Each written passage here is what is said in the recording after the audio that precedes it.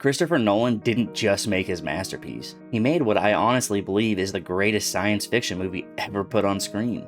Not one of the greatest, the greatest. And I already know how that sounds.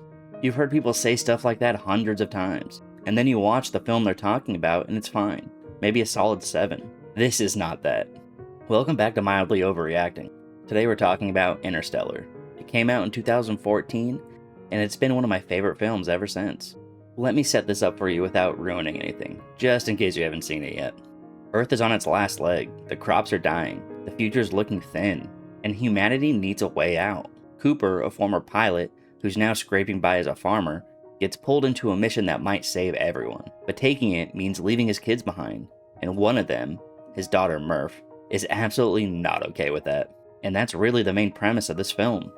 Let's start with Matthew McConaughey, because he's absolutely amazing in this film. The trailer sells you on spaceships and black holes and this whole cosmic spectacle, but the real reason any of it lands is that McConaughey shows up and gives one of his finest performances of his career.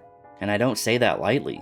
Cooper isn't some square-jawed astronaut hero who's cool under pressure and cracks one-liners. He's a dad who loves his kids so much that it physically hurts him to do this.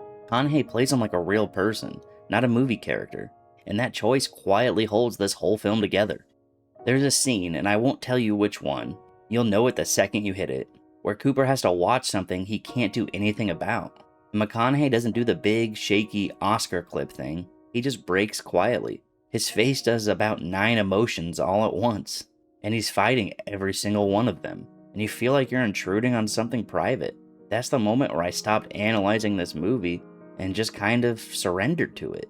He grounds this massive, brainy, cosmic story with a performance so human that the science never feels cold. The physics can go completely over your head, and honestly, some of it did go over mine, and it won't matter, because you always know exactly how Cooper feels. That's why the heavier scenes hit like a truck, not because of the visuals, it's because of him. And the relationship at the center of all of this, Cooper and Murph, is the beating heart of this entire film. It's a father and daughter. And the whole movie is basically about a promise between the two of them, and what that promise costs. I've seen a lot of movies try to sell you on the parent-kid bond, and have it feel like homework. This one earns it in about 10 minutes. You believe these two people. You believe he'd cross the galaxy for her, and you believe she'd never forgive him for leaving. And both of those things being true at the same time is what tears you up. That tension, love, and resentment all tangled together is what elevates this film far past cool space movie. Take away the wormholes and the ships, and you still have a great movie about a dad trying to keep his promise to his kid. That's the part that stays with you. Which brings me to the guy behind the camera. This feels like Nolan operating at the absolute peak of his power. What blows me away is the balancing act. He's juggling these enormous, mind-bending ideas, time, gravity, the sheer scale of the universe, and at no point does he lose the small, tender human story underneath all of it. This is extremely hard to pull off. Most directors would pick a lane here. They either go big and hollow, or small and safe. Nolan somehow does both at full volume, and never drops either of them. This movie's thinking about the fate of the entire human species in one breath, and a father missing his daughter's birthday in the next, and it treats both with the same weight. And he never talks down to you. That's the thing I really respect. Nolan trusts his audience to keep up. He'll throw a really tough concept at you, and just trust that you're smart enough to feel your way through it, even if you can't diagram it with a whiteboard afterwards. He makes ambitious ideas feel accessible without ever dumbing them down. This is the movie I point to when someone asks me why I like him so much. I also have to talk about how the whole thing sounds and looks, because oh my gosh, Hans Zimmer's score is not background music. It's almost its own character.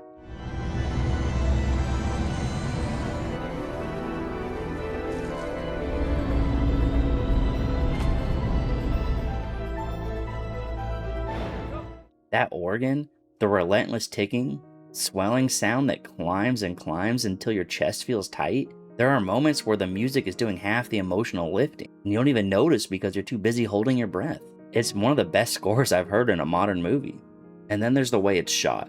This is a big screen movie in every scene. The scale is almost overwhelming. You get these vast, silent shots of a tiny ship against the entirety of space, and it makes you feel like a speck in the best way. The visual effects still hold up years later, partly because Nolan leans on real, practical stuff whenever he can. So it never has that weightless plastic look that ages badly. There's a sense of wonder running through all of it. It's immersive in a way that very few films manage. You don't watch Interstellar so much as getting pulled into it. And I keep circling back to this, but it's the reason the movie works. All that spectacle would be empty if it didn't have the human story anchoring. The wonder hits harder because you care about the people underneath all of it. The scale means something because there's a dad out there missing his kids while it all unfolds. That's the balance Nolan nails. Awe and heartbreak holding hands the whole way. Let me talk about the ending, carefully, because I'm keeping this completely clean. I'm not going to ruin a thing, but I will say this. Big, ambitious movies love to fumble the final stretch. They set up for something huge and then can't stick it. Interstellar stuck it. And what gets me is it still lands every time. Even when I know exactly what's coming, the credits roll and I still don't really want to move. I just let it sit.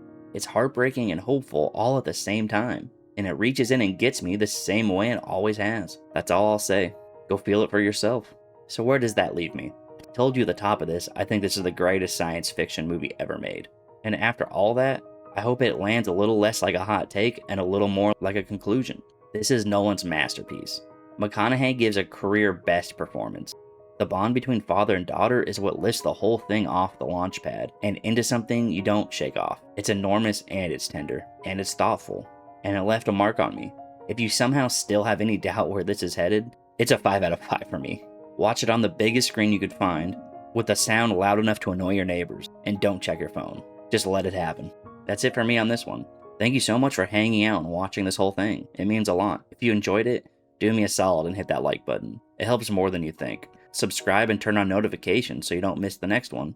And drop in the comments what movie I should review next. I literally read and reply to just about every comment. I'll see you in the next one.